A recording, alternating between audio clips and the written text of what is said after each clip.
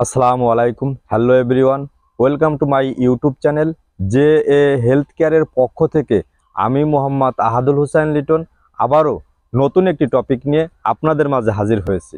আমি যে বিষয়টি নিয়ে আজ আপনাদের মাঝে কিছু কথা আলোচনা করব, সেই বিষয়টি হচ্ছে সুস্থভাবে 101 বছর বেঁচে থাকার 7টি উপায় সম্পর্কে গুরুত্বপূর্ণ আলোচনা করব।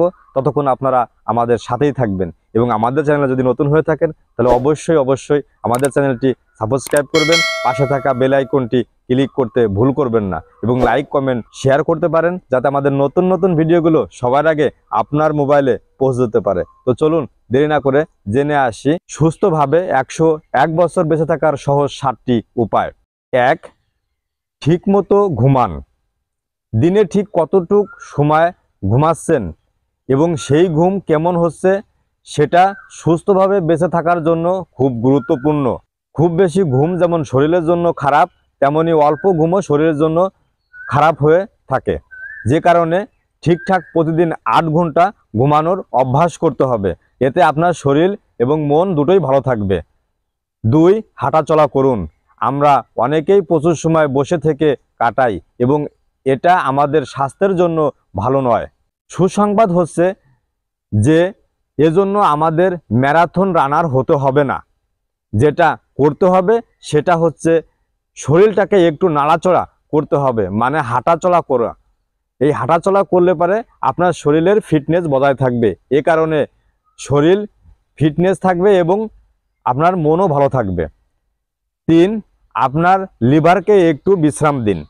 1 গ্লাস রেড ওয়াইন হয়তো অনেকের কাছে খুব আনন্দের কিছু, কিন্তু প্রতিদিন সন্ধ্যায় পান করা থেকে নিজেকে বিরত রাখুন। 4. আপনার শরীরের জিঙ্ক সম্পর্কে জানুন। বিশেষ করে অসুখে পড়ার প্রবণতা হয়তো আপনার মধ্যে বেশি থাকতে পারে, কিন্তু আপনার পরিবার এবং বংশের অন্যান্য সদস্যদের অসুখ বিসুখের ইতিহাস জানা থাকলে সেটা আপনাদের সুস্থ ও সুন্দর জীবনযাপন করতে সাহায্য করবে। জিঙ্ক যে শরীরের একটা গুরুত্বপূর্ণ ভূমিকা রাখে সেটা নিয়ে কোনো সন্দেহ নেই। আমরা সাধারণত হৃদরোগের কথাই বলি। যদি বংশে কারো এই সমস্যা থেকে থাকে তাহলে আপনারও এই রোগ হতে পারে।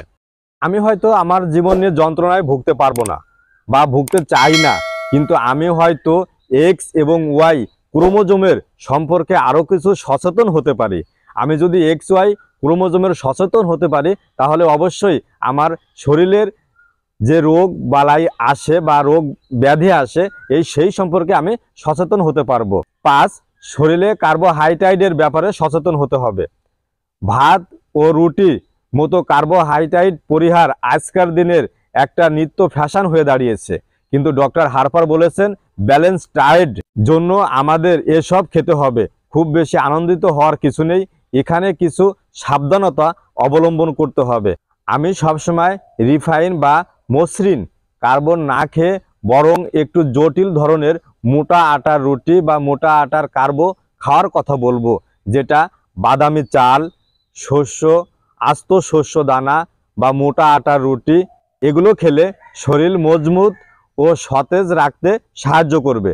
সেজন্য আপনি কার্বোহাইড্রেটের ব্যাপারে আপনি এই মোটা আটার রুটি এবং লাল চালের ভাতও আপনি খেতে পারেন। নাম্বার 6. প্রতিদিন হাসুন। সুস্থ হয়ে বেঁচে থাকার অত্যন্ত আনন্দের বিষয়, এটা মনে রাখতে হবে। এটাকে দৈনন্দিন টুকিটাকি কাজের অংশ হিসাবে দেখলে হবে না। এখানে মানসিকতা একটা পরিবর্তন প্রয়োজন। এজন্য ইতিবাচক মনোভাব খুবই গুরুত্বপূর্ণ। এমন কিছু করুন যা প্রতিদিন আপনাকে হাসি খুশি রাখতে সাহায্য করবে। এজন্য হাসুন। প্রাণ খুলে হাসলে পারে আপনার শরীর এবং মন দুটোই সুস্থ থাকবে। নাম্বার 7. চাপমুক্ত থাকার রাস্তা খুঁজে বের করুন। আমাদের অনেকেরই নানা রকমের টেনশনের মধ্যে আমরা বা মানসিক চাপে ভুগে থাকি। এটা একটা নেতিবাচক প্রভাব পড়ে আমাদের স্বাস্থ্যের উপরে। সেটা শারীরিক এবং মানসিক দু ধরনের স্বাস্থ্যের জন্য ক্ষতিকর। স্বাস্থ্য হচ্ছে মানুষের অমূল্য সম্পদ। স্বাস্থ্য ঠিক তো আপনার দুনিয়ায় ঠিক। টেনশন মুক্ত থাকার চেষ্টা করুন, জীবনকে বিলিয়ে দিন শৈশবের মাঝে।